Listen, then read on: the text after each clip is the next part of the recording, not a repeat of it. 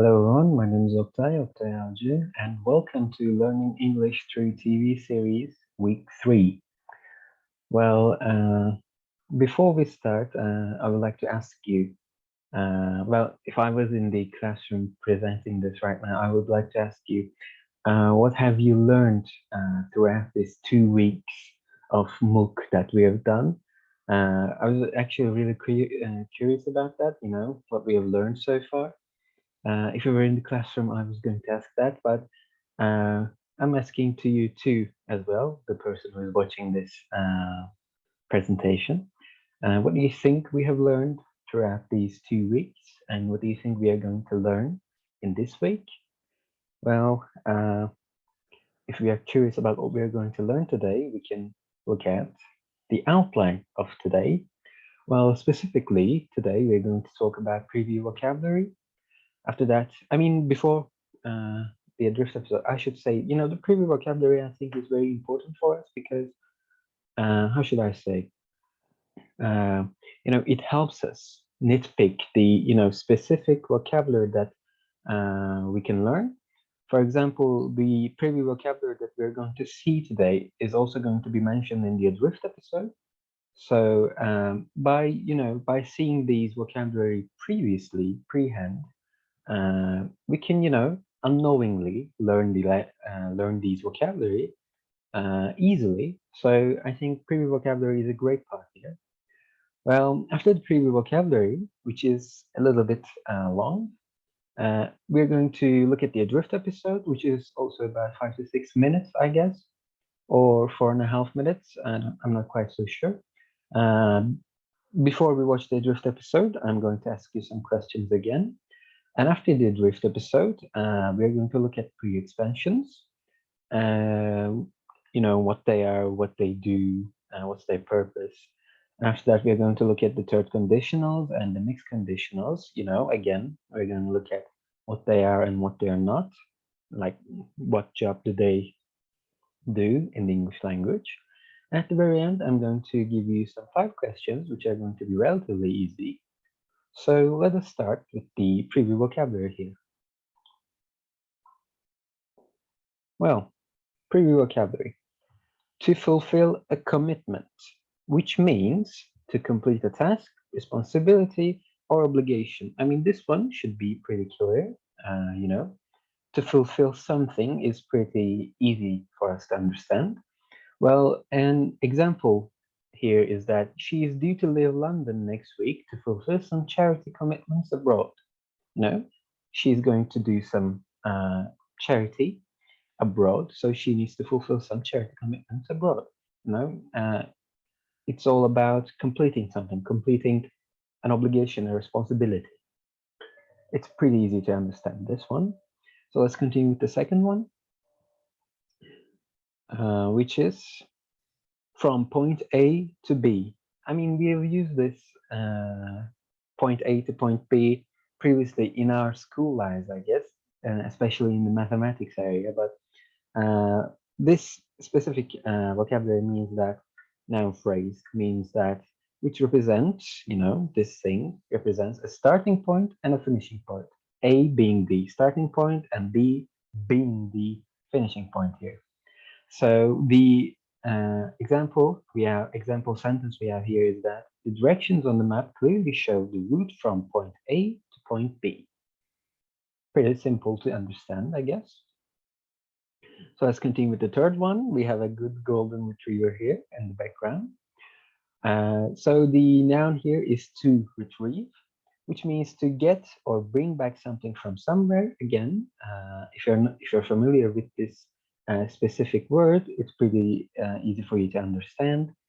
Well, the example here is that the golden retriever went to retrieve all of the tennis balls I threw, and you can see that the golden retriever went to retrieve all of these balls here in the background picture. So again, another easy one for us to understand. And another preview vocabulary we have is a line of work. This can be tricky for some of us, for some of us who are not, native speakers, which means, this means the type of job someone does. For example, here we see two construction workers, and we can say that it was evident that they worked in the construction line of work. You know, when you use it in an example sentence, it's pretty easier to understand, I guess. So a line of work basically means the type of job someone does. So let's continue with the next preview vocabulary here. This one is a fair share, which means a reasonable amount of something. Well, the example here can clear this up if we still didn't get it. What's a fair share? The example here is that the constant food aid to the Ukrainian refugees made sure that everyone got their fair share of food, which means they got a reasonable amount of food in order to survive, most likely. Let's continue with the next one. This one is to elaborate, which means to present a system or a theory in carefully described detail. Well, as you can see from the background image here, this person here is trying to, explain something to their superiors. So the example sentence we can use here is that he needed to elaborate to his superiors his plans so that he could get a raise. Pretty easy to understand for us. Well, another one here is that, which is to go to plan. Well, this means everything goes accordingly to a previous plan that was made, but as you can see from the background, for this person, everything didn't go to the plan. So an example sentence that we can use depending on this background image is that, unfortunately, everything didn't go to the plan. He had to cancel his vacation plans, so he's just upset. Well, another one here is that is to go ahead, which is a pretty easy one, I guess. Well, this means to move forward with a plan as expected. But as you can see from the background image itself, after the blizzard has ended, the cars were finally able to go ahead. They were able to go ahead. They were able to move forward as they were supposed to do. So again, another easy one for us to understand. Another one here is that to be in a position to do something. Well, this means to have the authority to take action as required. Well, we might have a harder time understanding this one.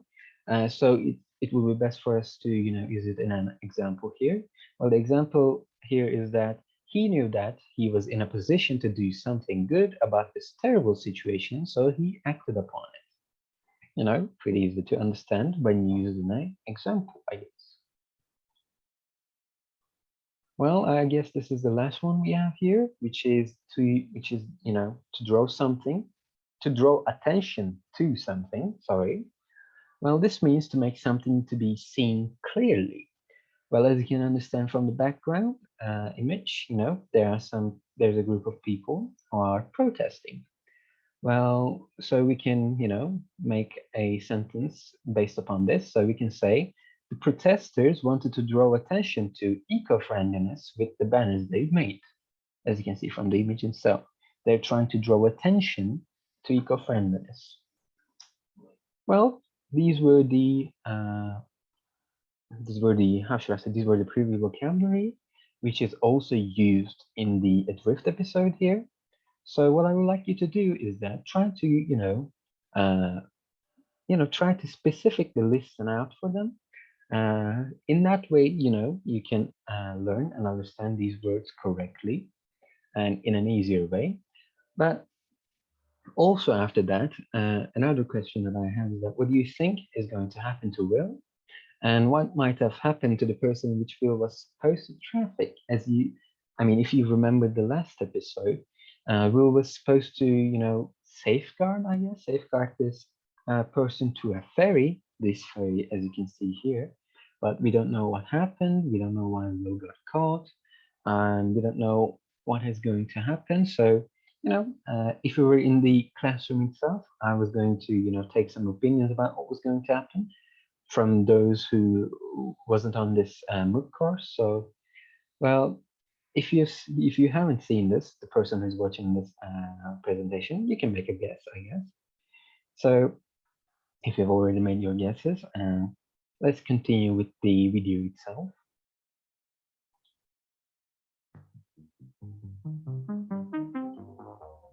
Well, I hope the sound is coming out all right. It's supposed to be coming, but if it doesn't come, I also have subtitles. So I'm going to shut up right now. Tell me about your responsibility to the contact. Responsibility? Yes, from start to finish. As I told you, first I observe. Next, I make contact. Then I deliver the contact to safety. So you deliver the contact from point A to point B. Yes. Always. Mr. Carver? It was one time. You didn't finish the job this time, did you?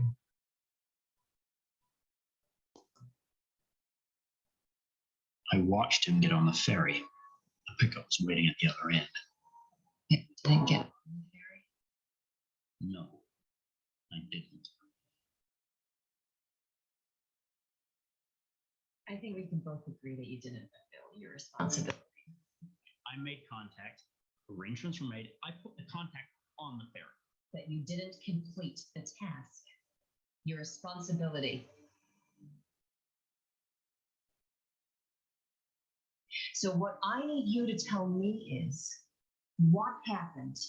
Why didn't you get on the ferry? There was another offer. From who? I don't know. And when was this offer made? 2 days before the last job. What did they ask you to do?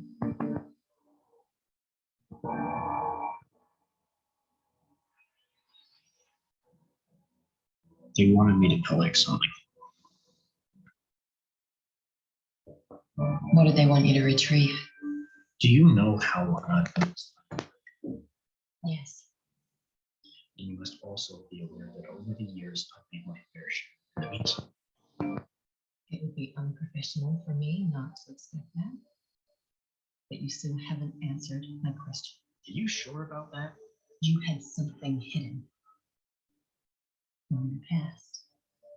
And these people found out your secret. I had no choice. There's always a choice, Mr. Carter. The difference is in the consequence. Respectfully disagree.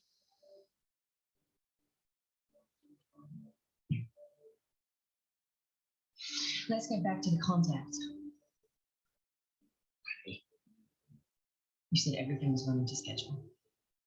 Yes. Can you elaborate?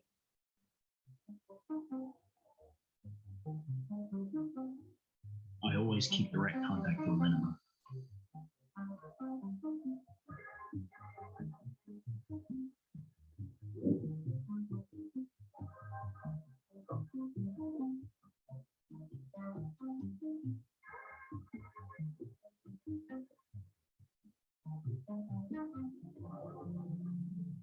And this time was no different It all went to plan. until the ferry. Yes. If you had already received an offer for another job before the contact came into play, then why go ahead? I'm not in a position to decline work. And you didn't want to draw attention to yourself. You can say that. So you went through the process of making the arrangements. You met with the contact. You had a pickup arranged on the other side, and you made sure the contact got on the ferry. Yes. And then you had to go and finish your other obligation. Yes. And how did that end up?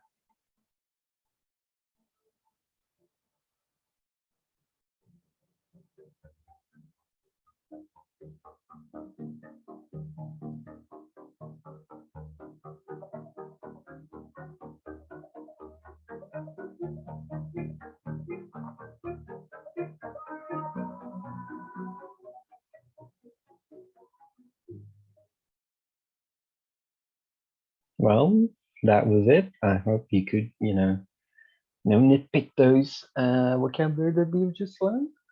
I'm going to show a clip from this specific episode here, again in mixed conditions, if I'm not mistaken. So we're going to come back to this at some point, but what do you think might happen in the next episodes? Something. I mean, if you have watched previous episodes, they're getting progressively more angry. The agent is getting more and more angry towards Will, and Will is, relatively, should I say, revealing more information to the agent. But we still don't know why Will is here. We still don't know who does the agent work for, what happened to the person Will was trying to traffic or safeguard. I don't know. Or, what was the second obligation that was there? We're going to find out in the next week, I guess. So let us continue with our next topic here. Well, pre-expansions. Well, we're going to talk about pre-expansions. So what they are is basically that they're pre-requests, pre-offers, and pre-invitations. So when I say pre-requests, pre-offers, and pre-invitations, what do they mean? Well, if you remember the adjacency pairs, and some insert expansions, pre-expansions are just a part of that.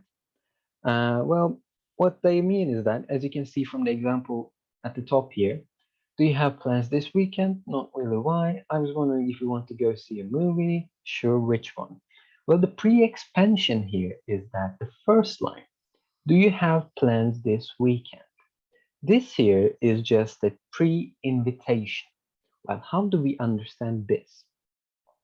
Well, the first line here is that it doesn't invite you, but if it offers to the first speaker who says the first line, it offers to the first speaker a chance to invite the second speaker depending on what they say. So the pre-expansion we have here is that, do you have plans this weekend? You don't exactly invite them, but you give them a chance to be invited to something. So what naturally happens is that you either accept, say, not really, why, as like here, or you can say, no, I'm sorry, I'm busy. I'm going out to dinner with my friends, you can say. Or a third one, which some of us tend to forget, that you can just say, maybe, I don't know, you can hedge them. So pre-expansions are basically just that. You show them a possibility of a request or an offer or an invitation or a question with the first line of your conversation. So you say, do you have plans this weekend? You don't ask them to come out with you this weekend. You don't ask them to go out with you and see a movie this weekend in the first line, but you give them a possibility. So this is a pre-expansion. Well, we can understand it better with another example here. And that is, are you busy at the moment? No, I'm okay. Could you help me shift my desk? Sure, thanks. This is just another basic example that we can give to you in order to understand the pre-expansions. Well, this is just a pre-request. Well, the first speaker asks, are you busy at the moment? Which means, which shows us the second speaker how should I say, an opportunity to be asked something, to be requested something, so the first speaker checks if they're busy or not. And if they are busy, the first speaker is not going to request anything. But if they're not busy, they're not going to ask anything. If they're not busy, they are going to, ask, like here, are you busy at the moment? No, I'm okay, which means they are not busy. So the first speaker gets a chance to make a request after the pre-request. So the first speaker says, could you help me to shift my desk, which is the request itself. And the second speaker says, sure, and they say thanks, and the conversation goes naturally from that point on, right? So are you busy at the moment is just a pre-request. And depending on the answer they get, the first speaker can, make the request or make the offer or ask the question or invite the person they are supposed to, or not, depending on the answer. So this is pretty expansive, nothing fancy, nothing so complicated, should I say. So let us continue with the third conditionals. Well, third conditionals are just a way of showing criticism and regret. Well, if you remember second conditionals, it's something similar to like that. The second conditionals were about, if clauses and something hypothetical that didn't happen or that could have happened. But this one here does also have, how should I say, if clauses about something you didn't do, and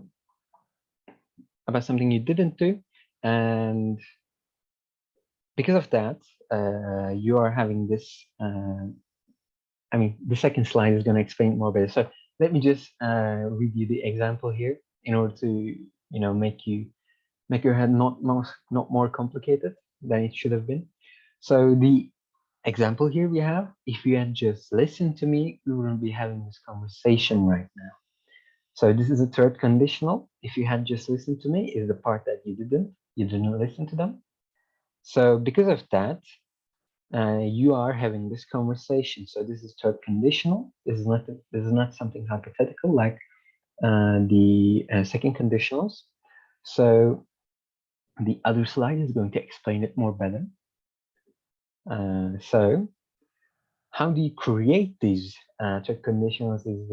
Is just like you can create a sentence with third conditions by if plus something you didn't do, which in that case was that you didn't listen to the person on the previous example that I gave you, and plus an alternative outcome. We wouldn't be having this conversation if you had just listened to me. You can change their places, their conditions, so their places do not really matter that much. It all depends on the if clause. So, let me go back. It's just if you had just listened to me, which is the thing that you didn't do, we wouldn't be having this conversation right now. Let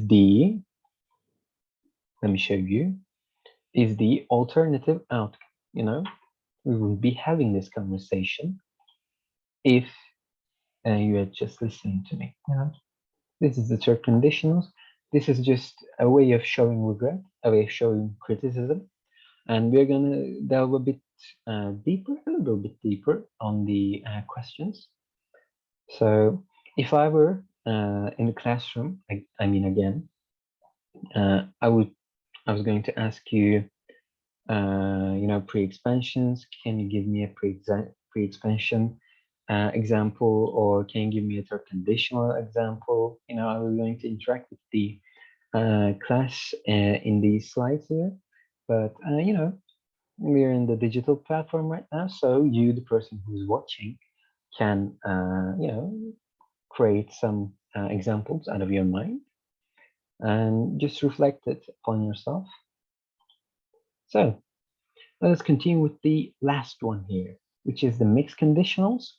Well, mixed conditionals are, as you can understand from the name itself, they're a bit mixed, they're a bit harder to understand, and they're a bit harder to explain, should I say. But the simplest way that I can explain it to you is that mixed conditions are just a way of re-emphasizing a certain point in a sentence. So we have a clip from the Adrift episode. So let's just watch it. It's 10 seconds. If you had already received an offer for another job before the contact came into play, then why go ahead? I'm not in a position to decline work. So again, listen closely to the agent itself, what she says and what she's trying to emphasize. If you had already received an offer for another job before the contact came into play, then why go ahead? I'm not in a position to decline work. Well, if you were in the classroom itself, I was going to ask the listeners to, what was the emphasis in this sentence that the agent just said. So since we're not in the classroom itself, I should tell you the emphasis here. The emphasis here is that the agent just cannot believe. She's in disbelief that like why would you go along with a plan such as like that? So she is emphasizing disbelief in this actually in this sentence. But in mixed conditionals, we can change this up. We can change the sentence itself, and we can re-emphasize by rephrasing the sentence itself. So what we can do here is that If you had not already not watch the video again, but we can change the sentence a little bit, as I said, and we can emphasize on the fact that he did leave, not just disbelief, but he did leave by rephrasing the sentence like this. If you had already received it, why did you go ahead? Why did you go ahead? This why did you go ahead part is the key part here, because when you're trying to re-emphasize something, you are changing tenses. You're changing tenses, like when you change the tenses, you're changing the emphasis. So if you had already received it, why did you go ahead? But the how should I say, the line that agent said was like, if you had already received it, why would you go ahead? She was emphasizing like that. But we can re-emphasize it like, why did you go ahead? And by that we mean, why did he leave? We're not, emphasizing on the disbelief anymore, but we're just wondering on why did he leave. So this is it. This is a bit harder to understand. So I would like you to, I would suggest you to go out on your own to look at more. How should I say? Look at more examples on mixed conditionals, because it's not easy for us to understand it with just some like 1 to 2 examples that we give here. So you should research on your own at your own free time. So let us continue with the questions itself. So they're going to be relatively easy, but you should, I guess you can pretty easily do these questions. There are 5 of them. So let's start with the first question we have here, which is which one of these sentences is not used correctly as if they were used in the previous vocabulary? So, we use some of the previous vocabulary in some example sentences. So the previous vocabulary that we are using here is the line of work here. So which one of these options is not the correct one? So A is my line of work is entirely unrelated to politics. B, in my line of work, I meet lots of the interesting people. C, there was a long line of work stacked on his deck, but he wasn't keen on doing it. D, maybe you're just in the wrong line of work. Or E, do you make decent money in that line of work? Well, a line of work is not something physical that we talked about. It's not just the one line of stacked up how should I say, dossiers. So documents, or should I say, they're not just some documents stacked up physically. It's not a line of documents stacked up. So the answer here is C. It's not something physical, it's something hypothetical, a line of work, which represents a type of job someone does, right? So the C is the obvious answer here. And the second question is, which one of these lines does not represent a free expansion? A, are you free this evening? B, are you busy right now? C, would you like to go out tonight? D, do you have any plans for tomorrow? Or E, have you seen this new movie? Well, the answer here is, would you like to go out? Because, all of these, other options we have here, they are not exactly inviting you. They're not exactly requesting something from you. They're not exactly inviting you to something. But in the option C, it's directly inviting. Would you like to go out tonight? There's nothing pre in this option here. So The correct answer here is obviously C. Well, the third question we have here is that which one of these sentences does not represent a third conditional? A is, if I was in your position, I would have done something better, surely. Or B, if you had just worked harder, we wouldn't be having this conversation. C, if you had some lower expectations, you would have been happier. D, if I had read the last chapter, I could have contributed to the conversation. Or E, if you had just put on your seatbelt, you wouldn't have been in the hospital now. Well, if you have paid attention to what I was talking about clearly, you can pretty much guess the answer here is A, because A here is that if I was in your position, I would have done something better, surely, is a second conditional. If I was in your position, if I was in your position is a hypothetical thing, not something that you didn't do. It's a hypothetical thing. So the outcome is some alternative, yes, of course, but if I was in your position, represents something that wasn't that's a hypothetical thing. So A is second conditional and all the others are third conditional. So the correct answer here is A. Just because I was in your position represents something hypothetical. So, and let's continue with the fourth question. In which one of these sentences the emphasis is not right? A, if I had studied, I would have my driving license, but I didn't study and now I don't have my license. Or B, I will be a millionaire now if I had taken that job, but I didn't take the job and I'm not a millionaire. Or C, if you had spent all your money, you wouldn't buy this jacket, but you didn't spend all your money and now you can buy this jacket. D, if you had crashed the car, you might be in trouble, but you didn't crash and you are still in trouble.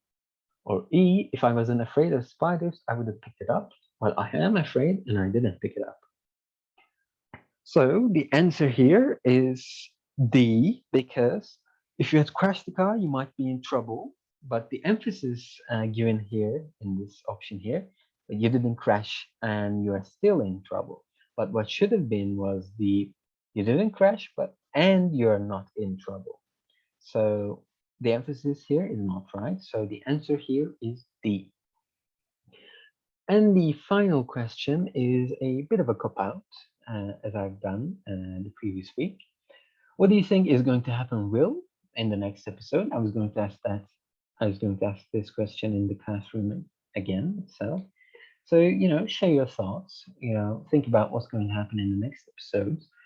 And I mean, there is one last episode left, I guess, if I'm not mistaken. So make a brainstorm. Just brainstorm what's going to happen. So, and that was all. Thank you for listening to my presentation, and I hope I can see you next time. So see you later. Until then, bye.